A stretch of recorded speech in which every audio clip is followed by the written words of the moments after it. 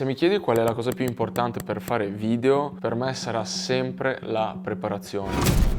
Preparazione di un mood board, la preparazione di uno storyboard, insomma, chiarirsi le idee ancora prima di ritrovarsi con la macchina in mano e schiacciare rec per filmare un video, per fare una foto, eccetera. Hai bisogno di fare uno storyboard o un mood board e non sai come fare? Sei nel posto giusto, perché oggi parleremo esattamente di questo, un po' come mi preparo per uno shooting qualsiasi, che sia un lavoro o che sia un progetto personale, che app utilizzo, cosa mi segno, cosa non mi segno, eccetera. Entriamo più nel dettaglio direttamente nel video, ma prima di tutto chiariamoci un attimo le idee, quindi che cos'è un mood board e che cos'è uno storyboard. È quello che io preparo per ogni singolo progetto, qualsiasi esso sia, ed è una cosa che appunto che faccio sempre. Il mood board non è altro che un insieme di materiale che io raccolgo, che sia foto, video o frasi o possibili audio, che diano a me in primis il mood giusto per quel progetto. Quindi cerco delle foto o dei video che abbiano i colori che voglio usare io, che abbiano magari il tipo di outfit che dovranno indossare i modelli, eccetera, che tipo di location, che tipo di inquadrature, che tipi di movimenti di camera. Tutte queste cose di solito le raccolgo sia per farmi un'idea io, per avere ispirazione, tirare fuori il telefono anche quando sono durante lo shooting, per dire ok, potrei fare questa, potrei fare quest'altra, quindi uno shot list di quello che vorrei girare in determinate situazioni, per preparare un po' il cliente, per prepararmi io, che in caso dovessi aver bisogno di rinfrescarmi la memoria e dire ok, sono in questa situazione, non so cosa fare, invece di mettermi a cercare o dare in disperazione totale, mi apro un attimo il telefono, dico ok, potrei fare questa cosa qui, magari provare quest'altra posa, eccetera. Mi chiamo Solidaria.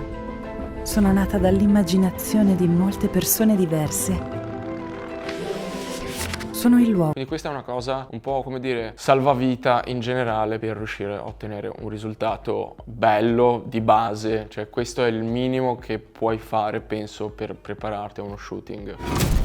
Lo storyboard è una stesura di quello che sarà effettivamente il video, quindi io mi costruisco già le scene, prevedo già le scene che vorrò girare, che tipo di lenti voglio usare, che lunghezze focali voglio usare, che luce, che location, cosa succederà in quella scena, come si muoverà il soggetto, che movimenti di camera, quanti fps, cioè magari mi tengo anche gli appunti di che tipo di oggettistica può servirmi, eccetera. Più informazioni possibili per ottenere quella ripresa lì che mi sono prefissato di fare. Quindi tutto quello che può tornare utile in primis a me stesso, perché se devo proporre un'idea concreta devo cercare di prevedere il più possibile e devo puntare anche sulla fattibilità delle cose, quindi devo prevedere e risolvere dei problemi prima ancora che avvengano. E poi ovviamente per fornire al cliente un'idea chiara di quello che sarà il video finale che va a comunicare il suo prodotto, la sua storia, eccetera, quindi senza che ci siano sorprese poi sul set. Ecco, lo storyboard, a differenza del mood board, è una cosa che non faccio sempre, nel senso che se non posso fare il sopralluogo, se non posso, diciamo, controllare alcuni elementi, non posso letteralmente fare lo storyboard perché non ho la visione totale del progetto, quindi magari è un evento oppure una situazione, diciamo, un progetto più documentaristico, quindi a livello di mood board, quello che non posso fare sullo storyboard lo faccio nel mood board. Per gli eventi mi segno le tipologie di transizioni, le tipologie di inquadrature che posso fare, quindi mi faccio una shot list di possibili riprese che voglio fare, magari ne faccio metà, però almeno mi assicuro che su 10 almeno quei 5 momenti wow prefissati che mi sono preparato già da casa e li porto via, perché insomma possono cambiare tante cose, però dobbiamo, come dire, prepararci in modo che a prescindere da quello che succede durante quell'evento o durante quello shooting, che ci siano degli elementi che possiamo portarci a casa che rendano unico quel progetto.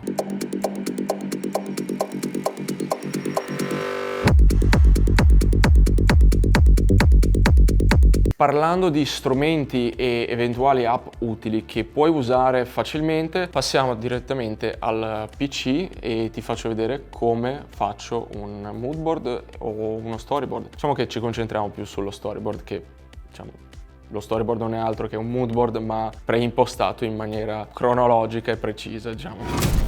Le uniche app che uso per fare moodboard o storyboard sono due. Il moodboard lo faccio per la maggior parte delle volte con l'app Note del Mac o dell'iPhone. Questo perché, appunto, come puoi vedere, è un'app abbastanza semplice da usare. Anche lo storyboard, diciamo lo script per questo video l'ho fatto qui. Tutto quello che magari, appunto, lavori, crescita personale eccetera, cioè mi faccio una sezione qui che utilizzo appunto per idee, per shortlist, quindi per i vari lavori magari mi preparo il moodboard dove mi carico dei video che posso scorrere facilmente quando ho bisogno durante lo shooting eccetera, oppure mi prendo appunto la struttura della giornata di shooting e tutto quello che magari potrebbe essere una serie di scene oppure delle transizioni, quindi come dicevo prima appunto per vari lavori mi preparo una serie di shot da fare, quindi che magari posso spuntarmi poi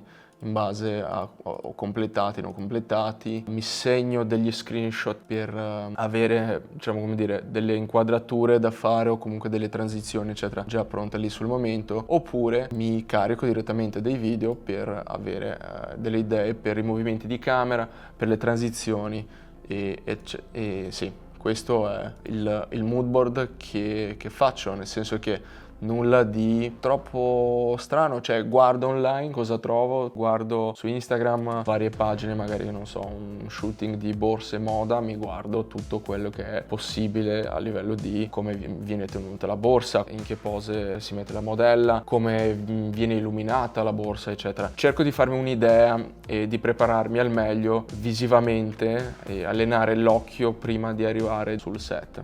E appunto queste erano le note. C'è chi usa Notion. Notion è un'altra piattaforma soprattutto gratuita che puoi utilizzare per fare un po' quello che faccio io qui su Note. È molto più facile da organizzare in un certo senso. Io non la uso, anche se vorrei, per un semplice motivo, perché uso l'app che ti farò vedere adesso. Si chiama Milanote ed è un'app che è anche gratis, nel senso che abbiamo un numero limitato di come dire, schede che possiamo aprire, però io da 2 anni la utilizzo e insomma mi faccio bastare quelle schede lì che ho. Come funziona? Io vado a prendermi, diciamo, questo board, lo inserisco qui puoi vedere che ho fatto la divisione tra quello che sono i lavori e la comunicazione personale. Con una nuova, diciamo, cartella le do un nome, la apro e mettiamo che va nella parte di comunicazione personale e me la apro. E qui in basso a destra puoi vedere che abbiamo quello che è diciamo, i template, che non sono altro già dei preset, delle cose predefinite che ci possono tornare utili. Quindi puoi avere un po' di tutto. Io per video vado su More Templates e scrivo video storyboard e mi crea questa, diciamo, finestra con delle schede predefinite che poi mi vado a compilare con le informazioni che servono a me. E possiamo cancellare, modificare prevalentemente, possiamo aggiungere, cancellare un po' di tutto, possiamo aggiungere dei link, delle to-do list da compilare, colonne, commenti di possibili clienti. Ad esempio io è un file che mando anche al cliente da far vedere perché magari ho della musica o delle cose da fargli vedere, quindi cliente inteso anche come magari agenzia o direttori creativi eccetera. Possiamo anche disegnare, cosa che io non faccio mai perché non so disegnare, come puoi ben vedere. E ti faccio vedere direttamente un paio di esempi reali, quindi partiamo da questo che è uno shooting per degli accessori per i gimbal che ho fatto. E cosa è successo qui? Che come puoi vedere le schede di prima sono un attimo diverse perché mi sono fatto qui di lato una sezione con diciamo, l'aggiunta di scene, location, who nel senso chi fa cosa, fps, lunghezze focali e camera. Perciò il mio storyboard inizia così. Io ho, diciamo, la mia prima clip, quindi voglio avere uno shot di apertura e l'ho messo come primo shot. Ho trovato questa immagine, penso su Instagram, in un reel, quindi ho fatto lo screenshot, l'ho aggiunto e questo è il mio shot. Do il nome qui in alto in modo da per dire cosa tratta quel shot lì, e qui scrivo magari cosa succede, corro verso la macchina, verso il bagagliaio, gesto che apro il bagagliaio, la location, il parcheggio dell'IKEA, chi fa cosa, 25 fps, ma la voglio anche in slow motion come alternativa, quindi la faccio 2 volte per quella cosa lì. Poi ad esempio questa è una foto che mi sono fatto qui con l'iPhone per avere l'idea di quello che sarà, cioè come settare, come illuminare poi questo case. E quindi stessa cosa, cosa succede nella scena? Apro il case dove vediamo tutto, quanti fps, quanti millimetri e poi via così. Qui ad esempio, siccome possiamo aggiungere anche video, possiamo caricare video direttamente, ho fatto dei test per questa inquadratura per capire cosa funziona, diciamo, nel video, cioè che movimento di camera devo fare poi sul set, invece di ritrovarmi lì e cercare di ricreare un movimento o pensare a che movimento fare lì, l'ho provato qui direttamente, così lì sono già pronto. E poi tutta la serie di momenti appunto dove decido la location, cosa succede, insomma tutto, gli fps, a quanti fps voglio girarlo. Capire a quanti fps vuoi girare una scena già dice molto di per sé se hai le idee chiare o meno su come vuoi fare questo video, perché è una tra le cose più importanti a livello di look. So che spesso, insomma, per sicurezza si gira a 50 o 100 fps eccetera, ma capire quando è meglio girare a 25, quando è meglio girare a 100, quando è meglio stare sicuri fare solo 50, quello è importante, quindi magari ne parliamo in un altro video, intanto andiamo avanti. Come dicevo, questo è un progetto che cioè Mila Notes è una cosa che di solito, ad esempio, se vado su Share posso fare semplicemente copia, link, e posso girarlo appunto al direttore creativo per fargli vedere cosa stiamo facendo. Qui ad esempio ho fatto una schema in base un po' agli outfit.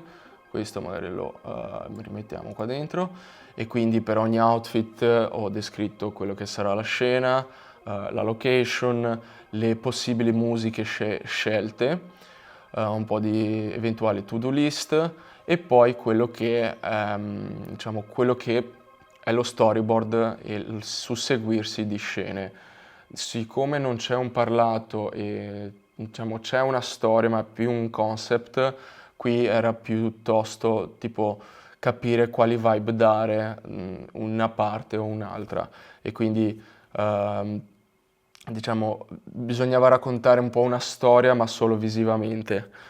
E basta, appunto per me questa cosa è bella perché io posso muovermi liberamente, posso trascinare le cose, collegarle anche magari in momenti in cui non hanno un senso, quindi magari butto semplicemente tutto dentro, delle immagini, delle idee, dei possibili shot, e solo dopo, quando ho aggiunto tutte queste cose, magari li metto in ordine, quindi li sposto. Diciamo che questa cosa per me è importante, avere questa libertà, come dire, per fare delle specie di mappe concettuali per potermi, non so, sbizzarrire, cioè avere una specie di libertà di pensiero e di organizzazione, diciamo. È tipo prima c'è il caos e poi si cerca di organizzare il caos. Io appunto non so disegnare, tanti fanno storyboard e anche nel mondo del cinema si assume una persona che sia in grado, diciamo, di mettere su carta un disegno decente. Io invece mi cerco tutto online, che sia su Instagram, sia su Google, video che mi sono già salvato. Una cosa che faccio ultimamente è proprio prendere o delle situazioni o dei movimenti di camera direttamente da Artgrid, che è sempre di Artlist, non so se lo hai già avuto il piacere di conoscere, insomma è la piattaforma che uso per tutti i lavori dove trovo musica e suoni per non rischiare insomma di essere bloccati per problemi con licenza eccetera. Siccome Artlist è tra le piattaforme che ci dà la possibilità, diciamo, è molto libera a livello di licenza, quindi cioè, puoi fare dal video di YouTube al video per la BMW che va in TV. Quindi io ultimamente quando sento degli spot pubblicitari dico ho usato anch'io questo, cioè nel senso sono tutti letteralmente da Artlist. Se cerchi una piattaforma per cercare suoni musica o adesso appunto c'è anche ArtGrid, che se voglio la scena di, non so, una ragazza che corre, scrivo semplicemente girl running e prendo un po', diciamo, la tipologia di movimento, ad esempio tipo questa, faccio uno screenshot o scarico direttamente il video per inserirlo dentro allo storyboard. Questi sono un po' i mezzi che uso per dare vita allo storyboard anche visivamente, non solo raccontandolo. Questo è più o meno tutto. Io non sono sponsorizzato da nulla di nessuno di loro, nel senso che Milanote, appunto, io ho usato la versione gratuita finora, puoi avere fino a 100 schede gratuite. Se mandi inviti tramite il link che ti danno loro, puoi invitare fino a 5 persone che ti garantiscono 20 schede extra l'uno, quindi puoi arrivare a 200 schede e secondo me puoi andare avanti tranquillamente. Io quando ho finito un progetto semplicemente vado su export e dico scaricamelo come PDF, così mi salvo quella cosa lì nei documenti e inizio magari un altro progetto senza dover pagare $10 al mese. Non sono tanti, però siccome già pago una valanga di soldi su vari abbonamenti, allora ho detto, visto che finché non ho la massima necessità, lo utilizzo anche gratuitamente. Questo è più o meno tutto. Ovviamente il processo creativo è un po' personale di ognuno, mi piacerebbe farvene vedere uno, purtroppo siccome sono processi lunghi, se dovessi registrarli tipo avrei tanto girato, perché appunto magari uno storyboard riesco a farlo in 2-3 ore, a volte invece ci metto una settimana, quindi diciamo sono cose che dobbiamo anche farci pagare. E in ogni caso vedrò in qualche modo di tornare su questo argomento. Se hai dei dubbi o hai delle curiosità o c'è qualcosa che stupidamente ho saltato qui in sto video o vuoi semplicemente lasciare un commento per sostenere il canale, io ti ringrazio, fallo e basta, ci vediamo al prossimo video. Fammi sapere anche tu cosa desideri a livello di cosa vuoi sapere, cosa posso fare io per te per aiutarti ad arrivare dove vuoi arrivare. Lo farò volentieri. Intanto grazie e ci vediamo alla prossima.